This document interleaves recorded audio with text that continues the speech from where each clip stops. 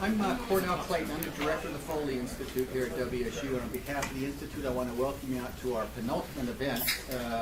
Our final event of this academic year is actually going to be tomorrow. We have Richard Pineda from the University of Texas El Paso, who'll be talking about border politics. It's also at noon here in the Foley Institute. But today we have with us a visitor from the European Union, Jürgen Salay, who holds a PhD in Environmental and Energy System Studies from the University of Lund in Sweden, as well as a Master's in Energy and Resources from the University of California at Berkeley. Jürgen is an expert on European climate policy with over 20 years of professional experience in negotiating and implementing climate legislation at the national and at the European Union levels. From 1999 to 2009, Jürgen represented the EU in international climate negotiations. Dr. Salay also is currently working for the European Commission in Brussels, where he monitors EU member states' efforts to reduce their greenhouse gas emissions and works on legislation to enact further reductions. He joined the European Commission in 2003 after 4 years as a senior advisor with the Swedish National Energy Agency and several years working as an independent researcher and consultant on energy and environmental issues. He is the 2017-2018 EU Fellow at the Center for West European Studies and the European Union Center at the University of Washington. Join me now in welcoming Dr. Salay.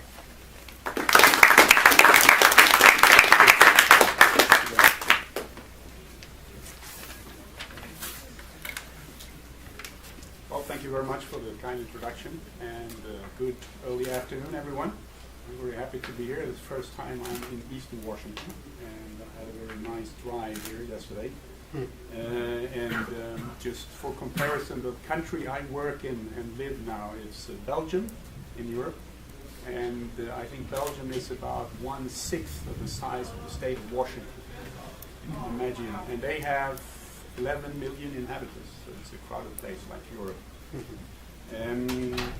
By the way, how many of you here have been to Europe? I suppose quite a few. Okay. So I should just warm you up perhaps with checking your trivia knowledge. So any idea how many people live in the European Union? Any guess? Yes? 700 million. A bit much, generous estimate. Any other? I want to put it at 300, 400. Okay, so you say 300, it's just in between. We have 510 million people. And any of you know how many member states, how many countries are members of the European Union? Yeah? 27? Well, we're still 28. If the United Kingdom insists on leaving us, and that's what we all are expecting, we will be 27 as the next year. That's true.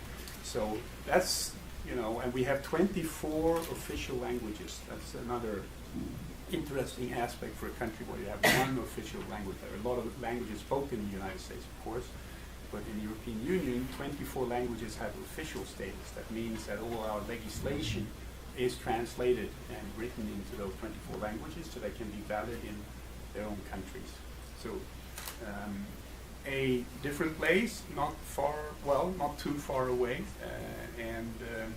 I hope today to give you a bit of a taste of how European Union solves their common challenges and problems, and the topic I work with, as you heard in the introduction, is climate policy.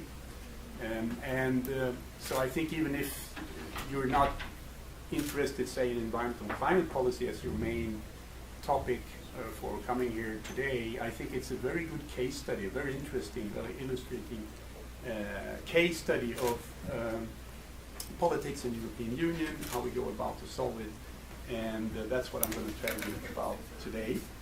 And I usually start off by trying to change slides. Here, this might work better. No. With this cartoon, because I think it kind of sets the theme very well. So climate change, of course, is one of humankind's most serious challenges today.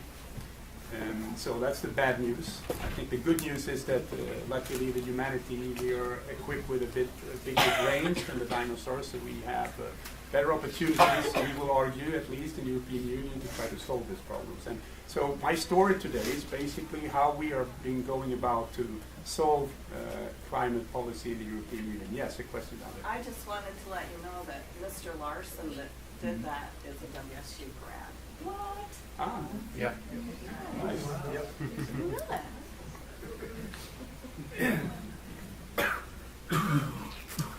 So what I'm going to do then today for the next 30 minutes or so, before we move over to questions and answers, if there's anything that's unclear during my talk, just raise your hand and ask a question. But if you have longer questions, I would prefer we do that after my talk and my presentation. So I basically divided this presentation into 3 parts. I will first give you a bit of an introduction to the European Union, some basic facts on how we do legislation and how policy works, because it's a bit different than from the United States. I will then move into the subject matter of today, which is climate policy in the European Union as a case study of politics in the European Union, contemporary politics. And then, if I have time towards the end, a few words about international agreements, Paris Agreement, because all what we do in the European Union is, of course, geared to what is the international, happening on international climate negotiations. And I think my main messages, I think the first 2 slides I want to show you, because even if you forget most of what I'm going to tell you today, I think what you have in this and the following slide kind of captures the essence of my messages today. And the first thing is that what I've already been trying to point at is that climate action in the European Union is a very interesting piece of practical policy implementation. And it has evolved gradually and surprisingly fast in the past 15 to 20 years. And as all legislation in the European Union, it's a combination of EU-wide rules and legal acts that are valid for all states that are members of the European Union, and then what might be added or going on in parallel on national level. So you have a certain interaction. And environmental and climate policy are actually one of those areas in the European Union where you have a very high level of integrated EU legal action, because we're usually talking about transboundary problems. So we need to solve it on the EU level. Leading principles for how we've been trying to deal with reducing our emissions of greenhouse gases have been cost effectiveness, so we get good results for the money we're spending on dealing with these issues, and fairness. And I'll tell you a bit more about that. Fairness, because we have 28 very different countries. So they need to feel that they have fair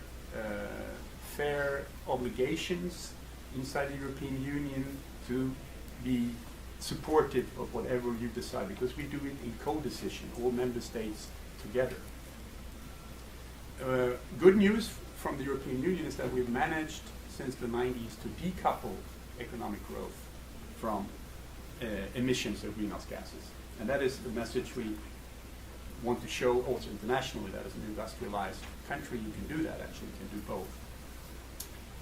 Other important takeaways from today's talk, I would argue, is a very interesting, I think, development is that climate and energy policies have become increasingly integrated, and they are not fully but very close to becoming fully integrated in the European Union today.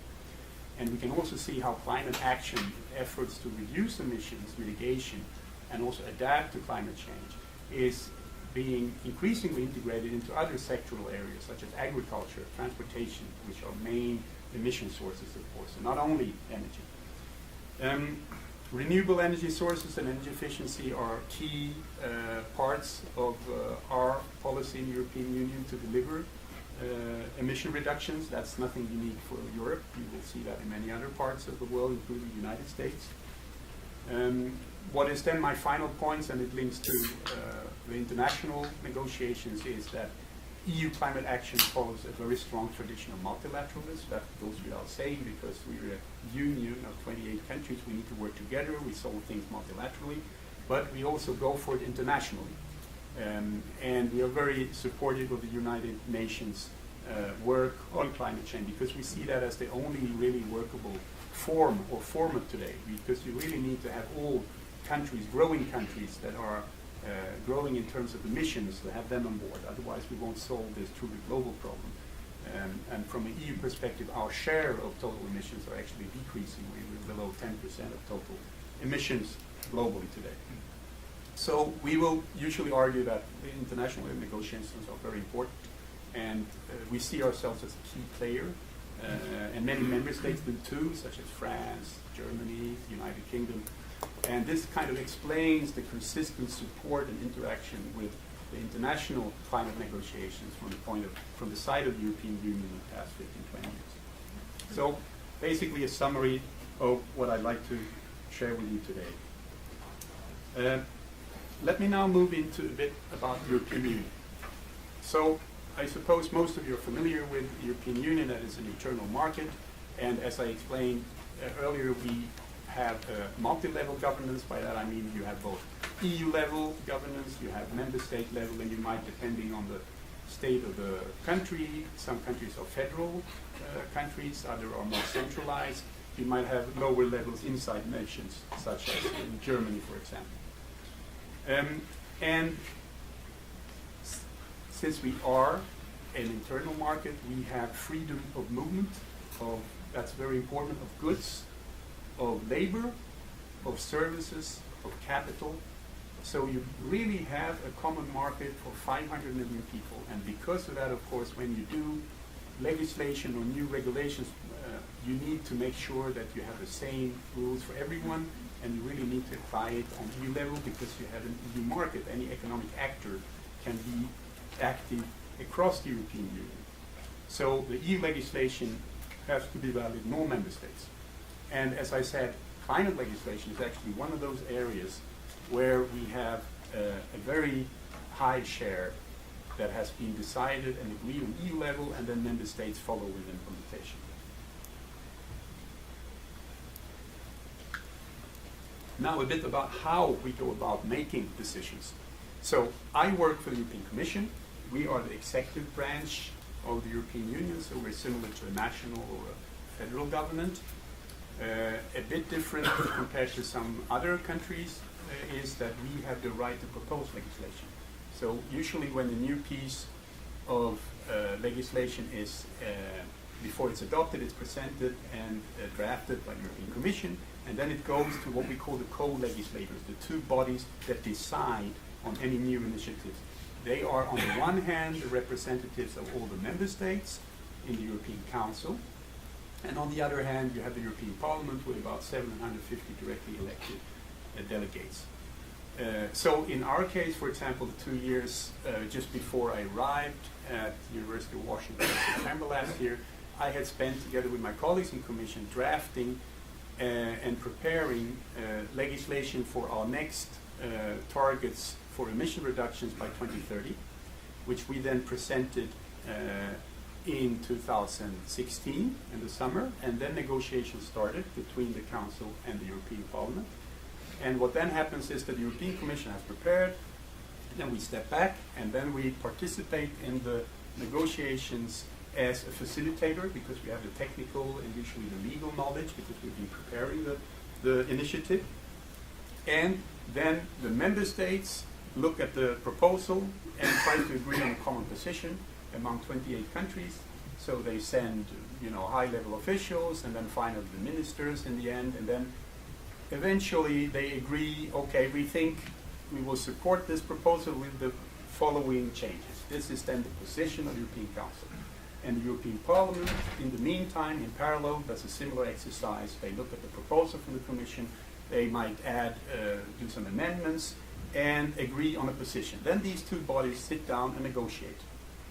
And finally, you will usually have an agreement, which is a kind of compromise, both within member states on their hand and then with the European Parliament. And depending on the circumstances, this might take everything from 1 to 2, 3 years. And actually, so far, when it comes to climate legislation, it's been gone pretty fast.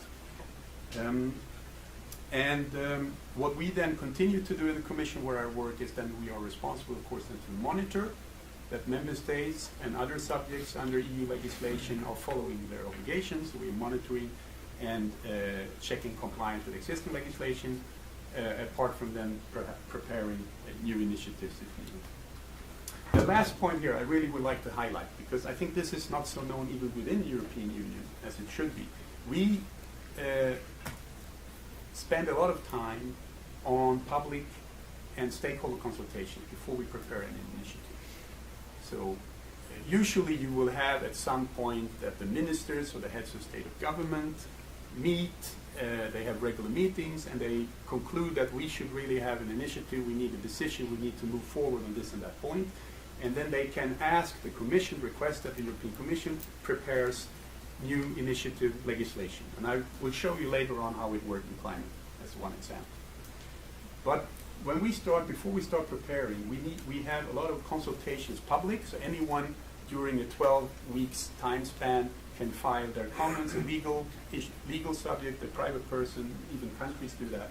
And then of course, depending on how targeted and the scope of the new initiative, you will have stakeholder consultations with industry, perhaps with agriculture and farmers if it's in that area. In our case, it was a lot of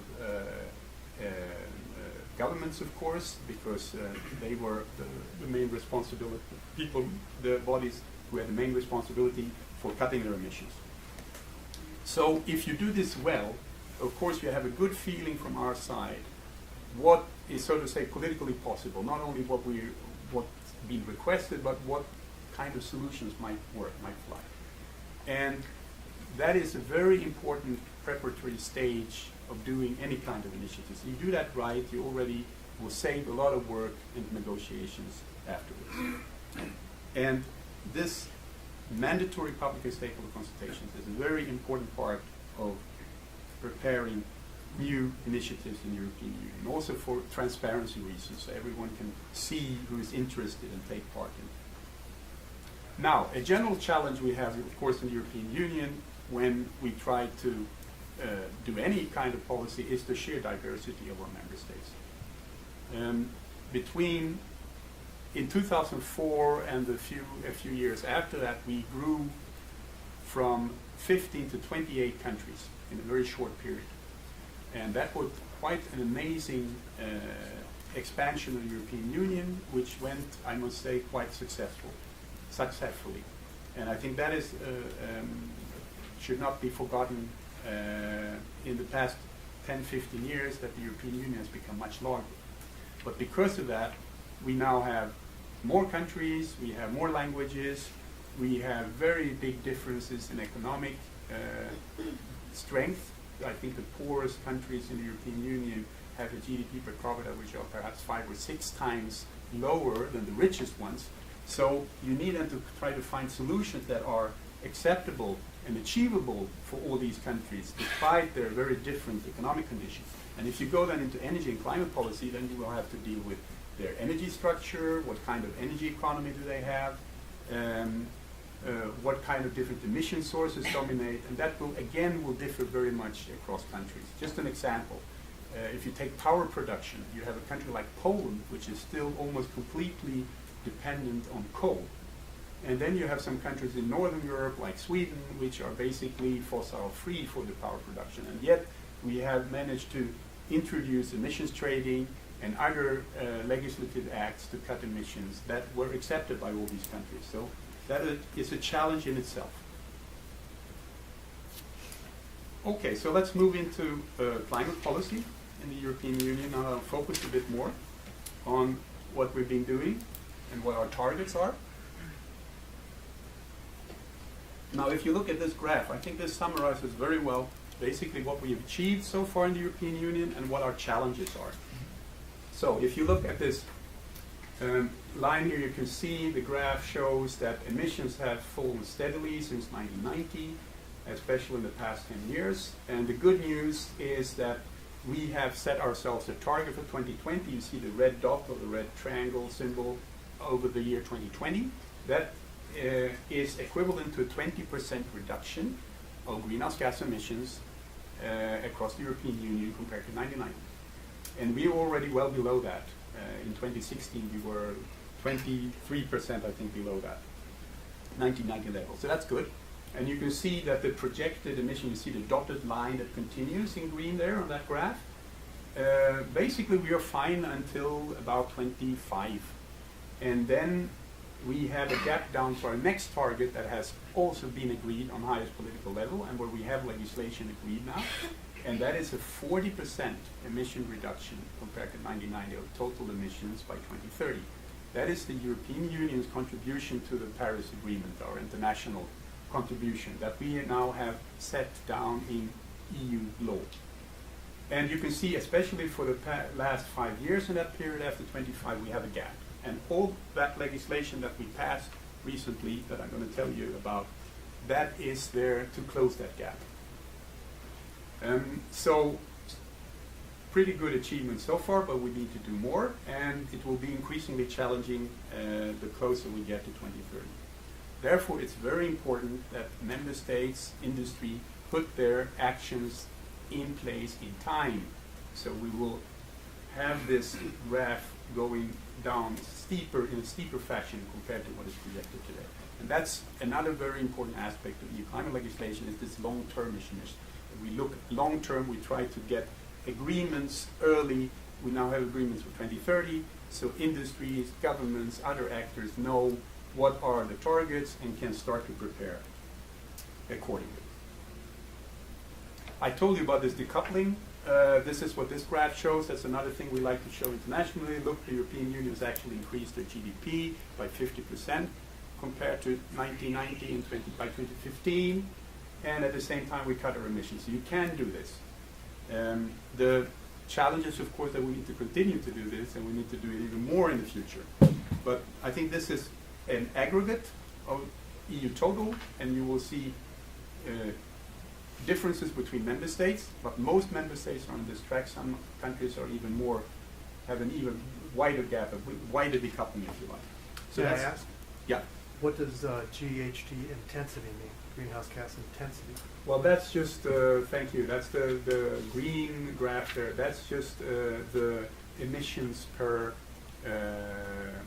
Person per capita? no, per GDP per capita. No, emissions per GDP, it must be. It's intensity, sorry. It's emissions per GDP.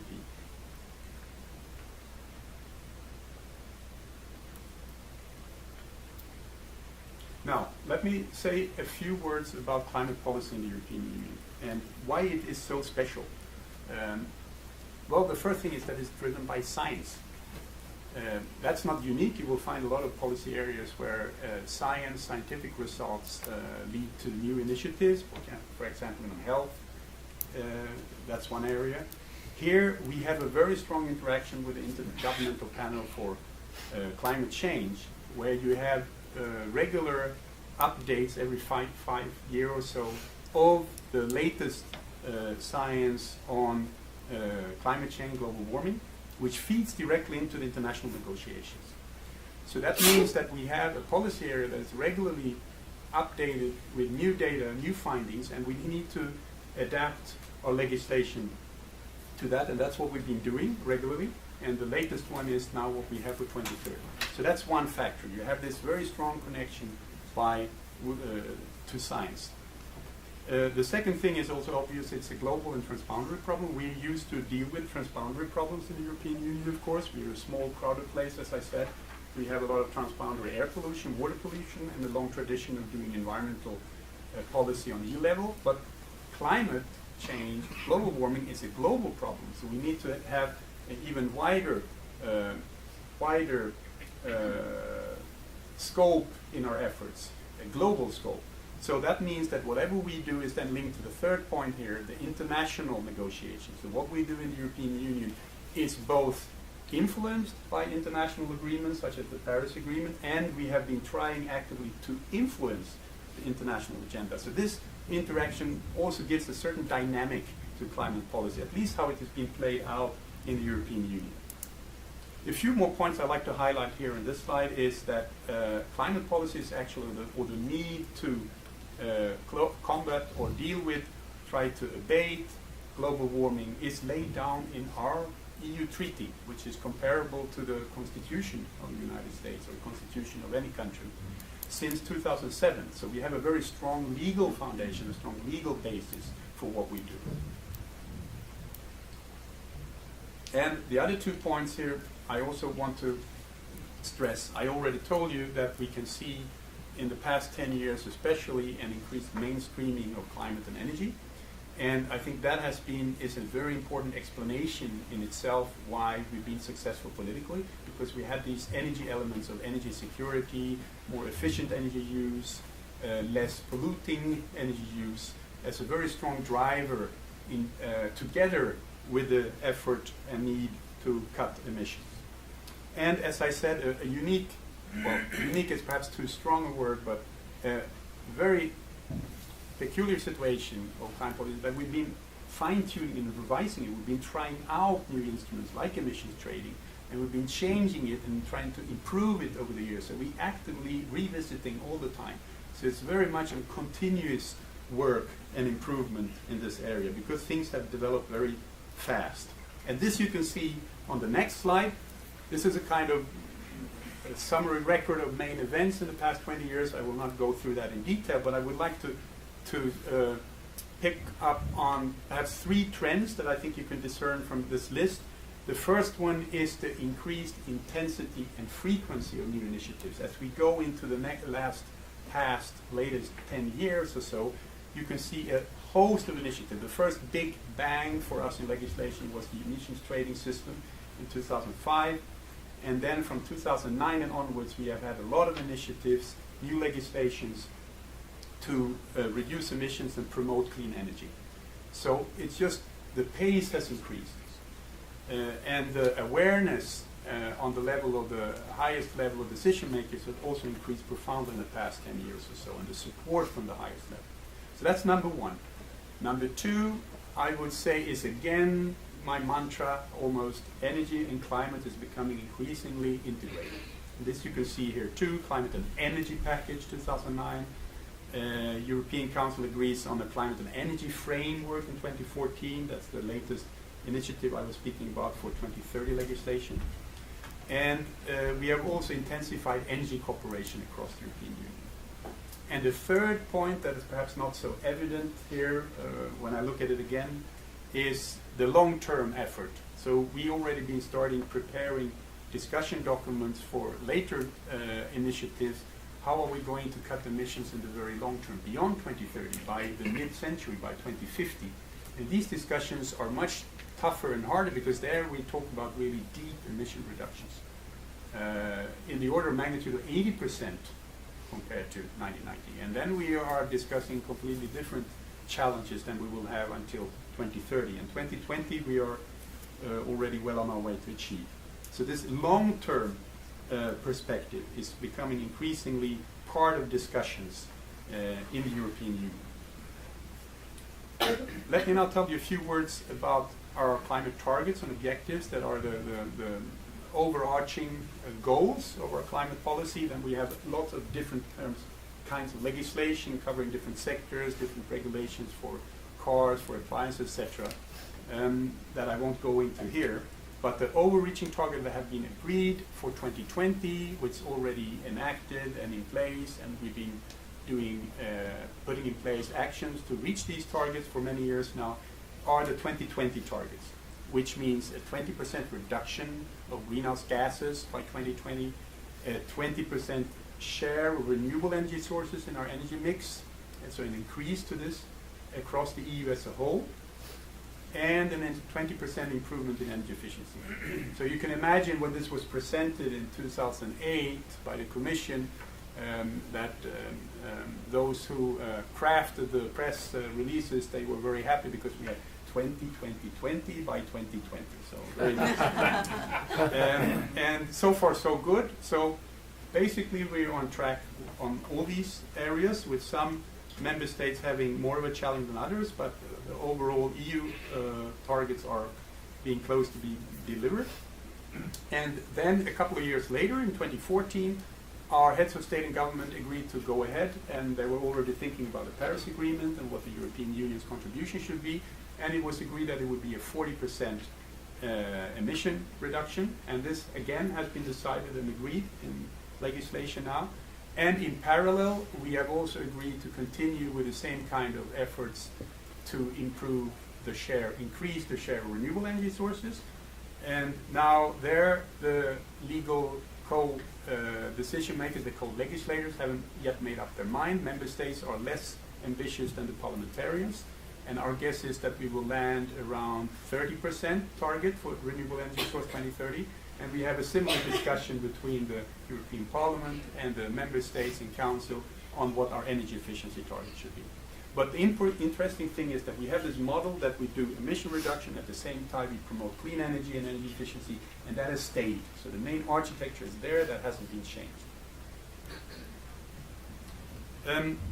I mentioned that energy policy has become a very important driver of climate policy in the European Union. This changed profoundly after the winter 2006-2007, which was a very cold winter in Europe, especially in Eastern Europe, and unfortunately at the same time Russia decided to turn off their gas deliveries through gas pipelines in Ukraine. So it became all of a sudden quite cold in many countries in Eastern Europe, which focused their minds and other European heads of government's mind. They realized that we were and we still are very exposed to energy imports. So a similar discussion like in the United States, energy independence, energy security. And because of this, all of a sudden energy cooperation and improving our energy economy was lifted up to EU level. Until that, before 2006, it was not so much an EU level issue. It was mostly seen as a national preference, and member states' governments were cautious about increasing cooperation on the energy side. But this has changed profoundly. So now we have also laid down in the Lisbon Treaty, this EU treaty, energy policy objectives, which are a functioning energy market. That's obvious because we are an internal market where we can still do much more to improve how it works on the energy side. Security of energy supply, this rings a bell, I think, for many North Americans. Energy efficiency, renewable energy, and interconnection of energy networks. Like here, between different states and regions of the United States, we have regional grids. Some are national, some are international, but we don't really have an EU-wide grid. So we're trying very hard now to improve the interconnections, the physical infrastructure between countries. So energy indeed has become a very important part of what we do also in climate. So how do we then go about to manage our emission reductions?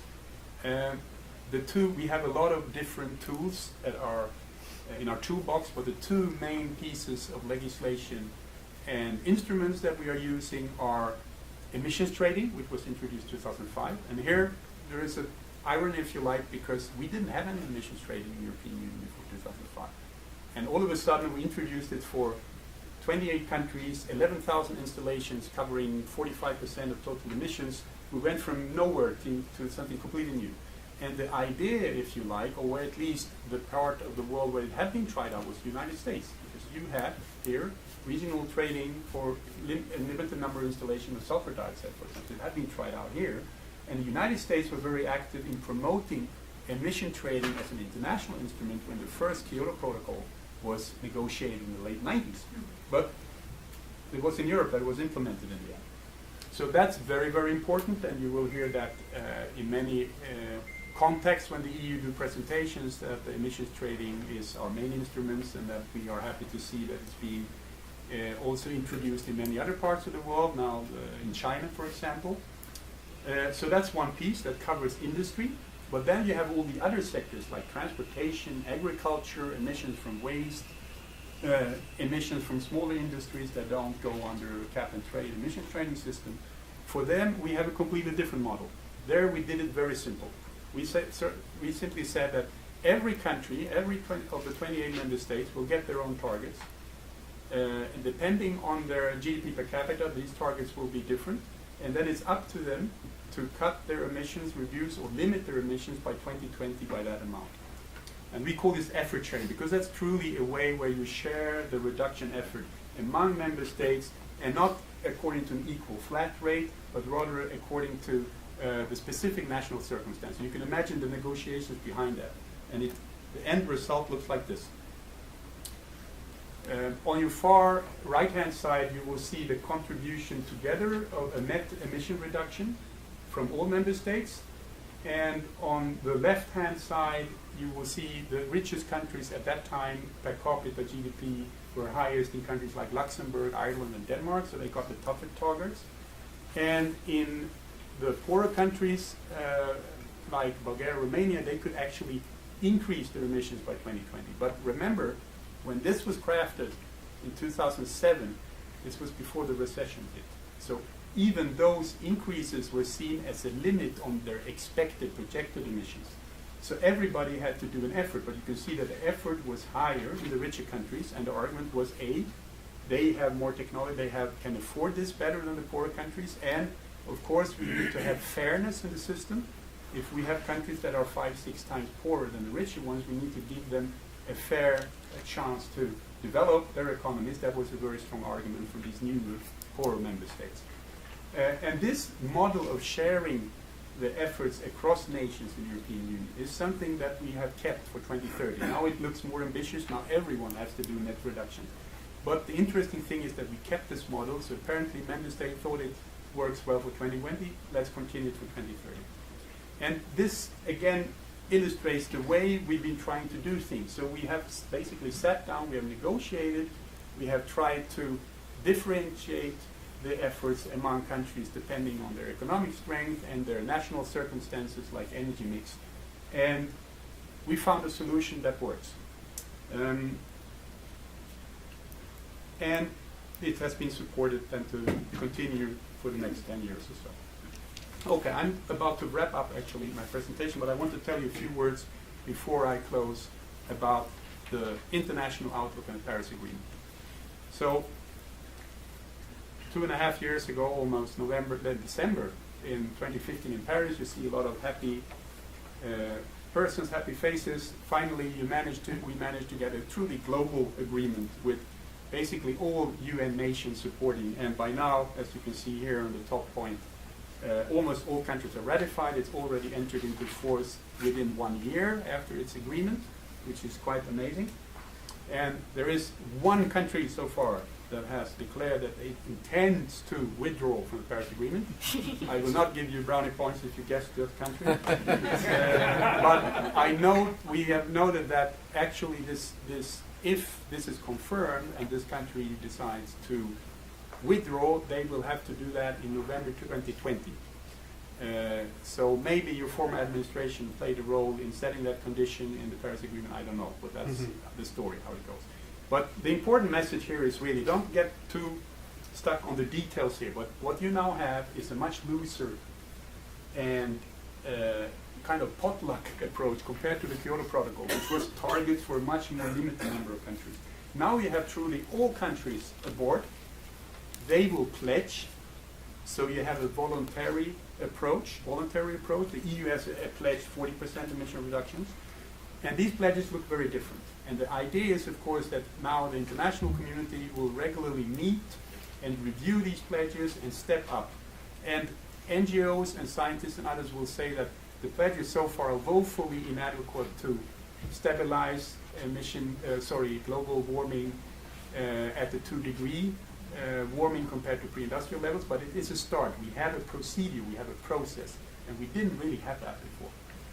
And what now they are doing on an annual basis is, of course, to meet these negotiators and try then to review and step up their efforts. And the EU is continuing to be a very strong supporter, and I would say that what we can see that this general approach, perhaps because so much effort was put into it, but all these different negotiation groups, developing countries, small island states in the Pacific are really threatened by global warming and climate change already now.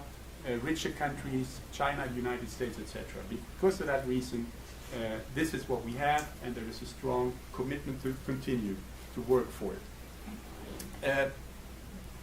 Interesting thing I thought was the latest global get-together. You have these conference of the parties of this United Nations Framework Convention on Climate Change.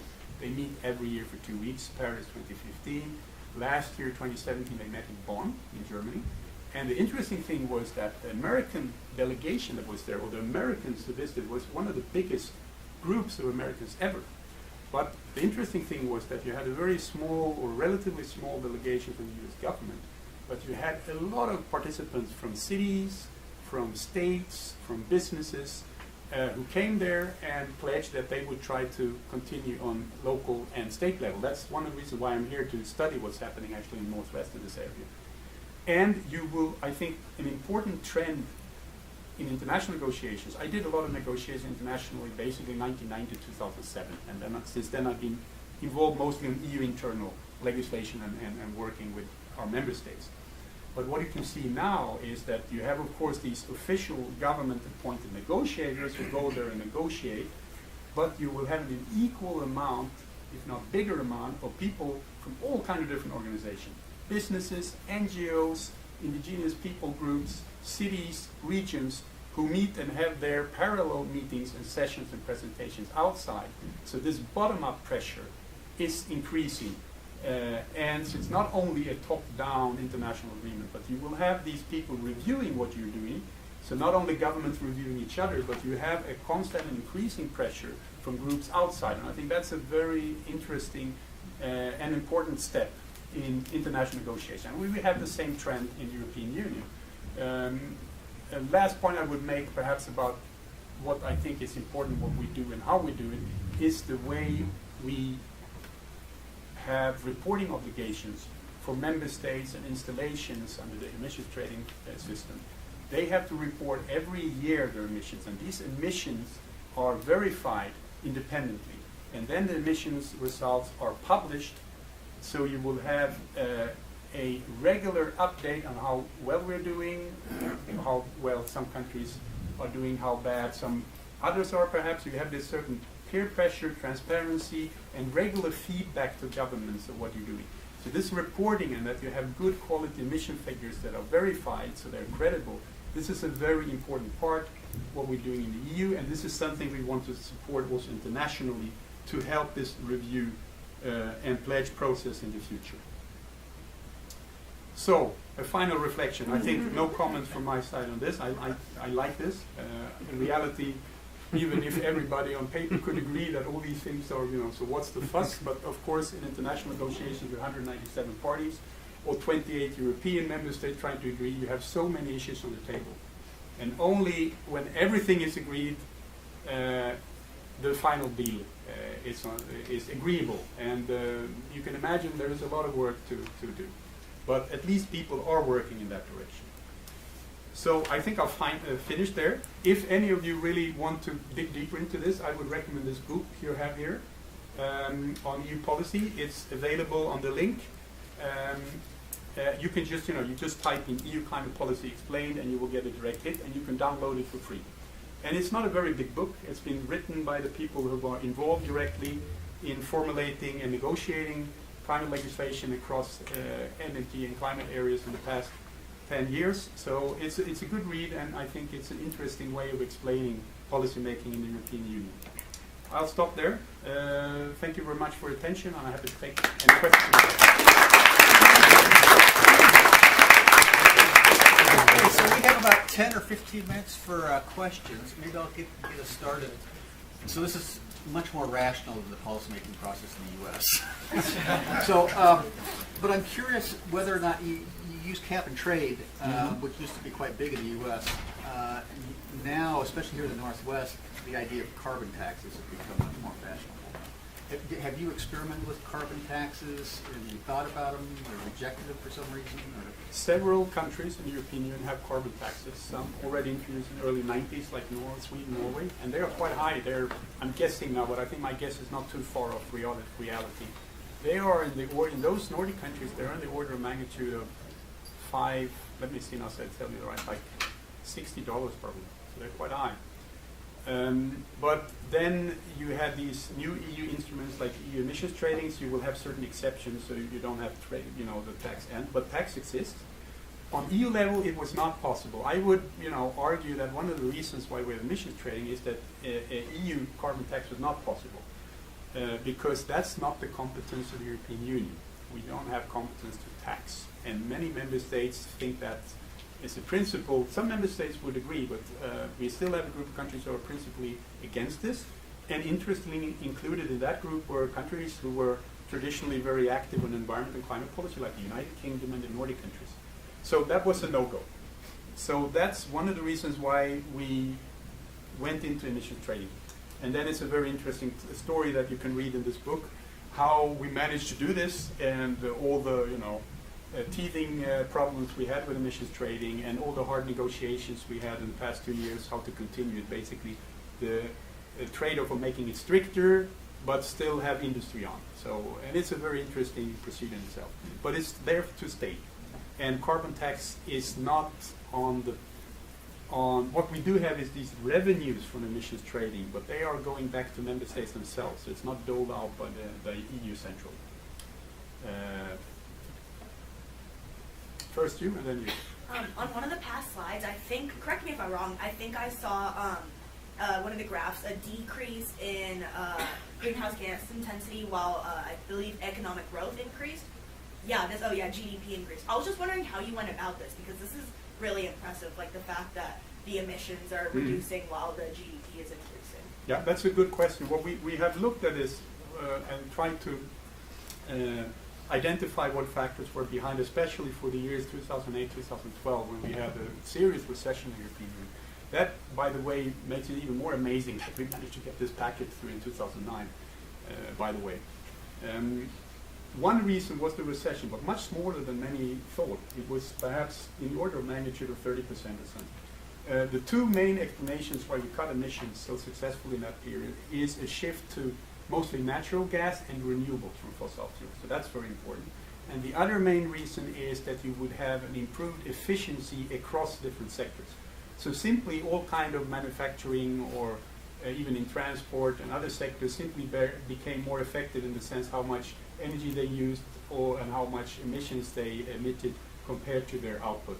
So these were the main explanations for that. I think you?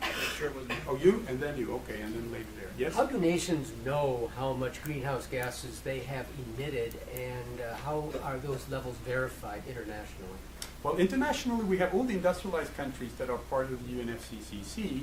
They are abide to a protocol which they have agreed jointly on emissions reporting. So United States, Canada, Japan, all the European countries, Russia, and so on, they report every year to the United Nations.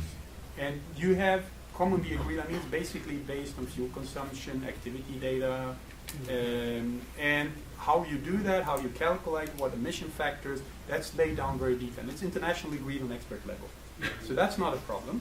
The EU follows that protocol, and we have we have added an extra internal EU quality check by this third-party verification, because we have it in EU legislation. So if you don't comply, it's serious business.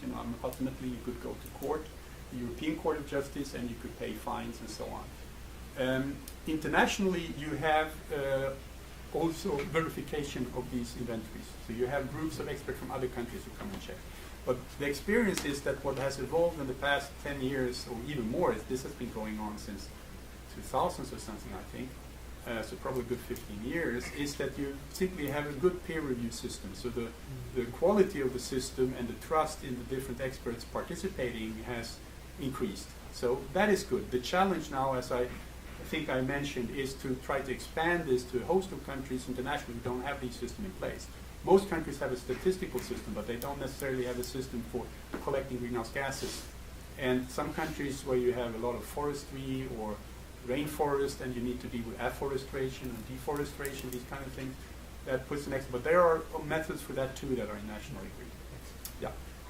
I noticed it said renewable energy, and I saw a lot of pictures for wind and solar. Does that include any other technologies such as nuclear or, say, space? No, nuclear is not covered by that definition. What is a big issue in the European Union, especially in the north, is bioenergy. And here, if you're interested in policy, there you have a lot of interesting areas, because you have biofuels. You have now an issue coming, how are we going to use our land? Are we going to use it for agriculture crops or for energy crops? Do we have conflicts of interest? How do we do it in a sustainable way? And we have a similar discussion on forests.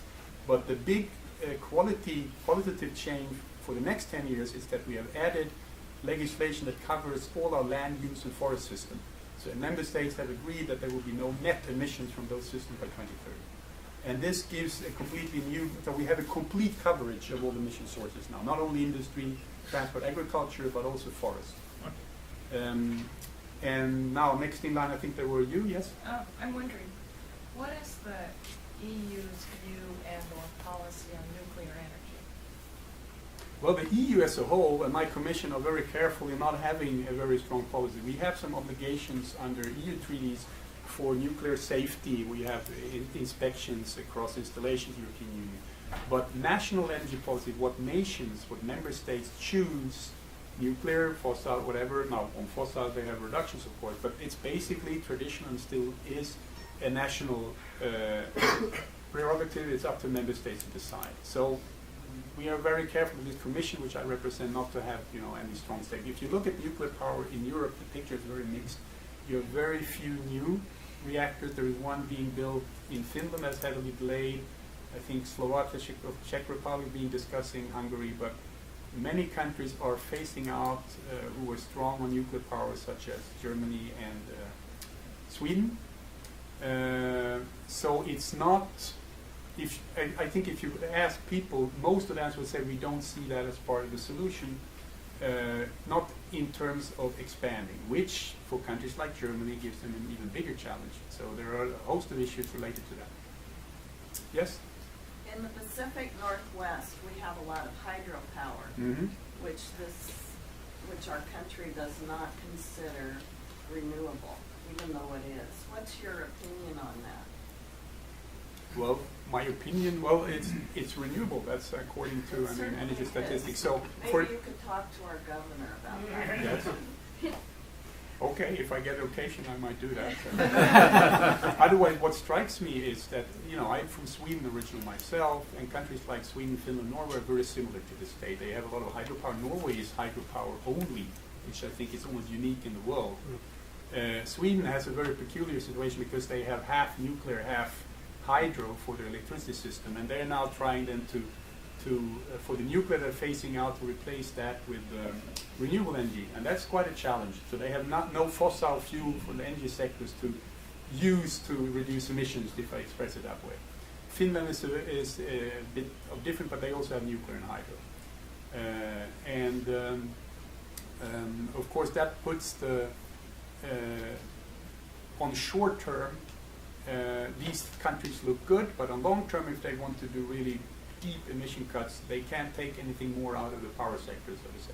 So they have to look at other sectors. And for us, which I haven't touched upon here, the one area I would highlight that is not being so successful in the European Union is transportation. We still struggle with transportation. How we have stabilized emissions, but they're not really going down. So we need to look into new solutions and many different kind of ways to doing that. And my understanding is that especially in this state, you have a very similar situation that transportation constitutes a relatively very high share of your total emissions. Okay, you asked a question before, so I have to ask. You want to ask a question? Yeah, sure. Great. I've got a little question about measurement and emissions outsourcing. So when you're setting your targets, we all know that we get our flat screen TVs from China. Yeah. I know Britain, for example, has relocated factories for making chocolate or brown sauce to the Netherlands and to Poland. Who gets those numbers? So although the product's being made for a country, does it count to their emissions or to the host country that then has the factory? It's very simple. It's emitted where it's emitted at a source. It's within national boards. For the European Union, that's less of a problem because we have a common target. But I saw somewhere, again, it was one of the Nordic countries where their EPA, their Environmental Protection Agency, had done a shadow emission inventory trying to calculate how much was hidden in emissions that are imported from all the goods. So the very good picture in that country, they had really cut emissions beyond even 25%, but they had actually increased emissions slightly over the same period if you would factor in imports. That's why we need, so the answer is for the emission accounting system, we cannot change that. It's very difficult to do and try to get a political agreement. So we're sticking to what's within your national border, what you emit there, that's part of your commitment. But of course, we would argue, and many NGOs are doing so, that you need to pay attention of your consumption pattern and try to change then pricing and economic instruments. That's one way of doing it. And then the long term is, of course, that you need to have a truly global agreement to cover sources everywhere. But that's an important point, and I get that question very often. Okay, you'll have another chance. Transparency. We remember the Volkswagen scandal where they were cheating on their emissions. Is there anything being done for transparency to Yeah, that's prevent another that good sort of question. thing? Yeah. The interesting thing, let me say, with transportation, one of our most powerful tools in at least limiting emissions, it has been, we have something similar to your fuel economy standards, but the European standards are emission standards. They're CO2 emissions in grams per kilometer, I think. And usually a car company gets a kind of portfolio and they meet it. And then, of course, companies in like German car manufacturers, which have high emitting cars, big cars, they have a bit more of a problem. And it is clear that that didn't work. The standard actually worked pretty well. We have gone down. And we, from our side, see that as proof that if you set these standards and targets and long-term visions, they can deliver. But what we lacked was a good compliance system. And that was because this we didn't get on EU level. And member states might be very ambitious in their emission targets on the long term, but when they come to very exact technical regulation for the next few years, and if they have a lot of car industry, and we have many countries that have that, they get more cautious. And so it was difficult to have as tough standards as the Commission wanted originally, and member states didn't really go for a strong compliance system at EU level. So how are we trying to rectify that? We just prepared a new proposal that's out for negotiations for 2030, new CO2 emission standards for cars and vans. And there we try to beef up that compliance system and how we check. And of course, so let's see how that goes. But these standards, and the same thing if you have appliance standards, setting energy standards, how much an appliance can consume in electricity, plus energy labeling, these have been very powerful too, because then immediately it affects all refrigerators, all appliances across the market of 500 million people. These are very dull technical things that are done on expert level, but that's a very important part of what's done in the European Union. You will have these people who are experts from different agencies, from industry, who meet regularly in all these European committees and groups, and you don't write about that. It doesn't get any highlight. They are the ones who deliver. And I think, personally, what I've seen after now almost 20 years in the European Union is this work is very important. I think what I like with the EU, there are a lot of things we could do better. Most of our solutions are suboptimal because we negotiate a compromise between 28 countries. And we talk, and we negotiate, and we change, and we come back. That's the way we're doing it.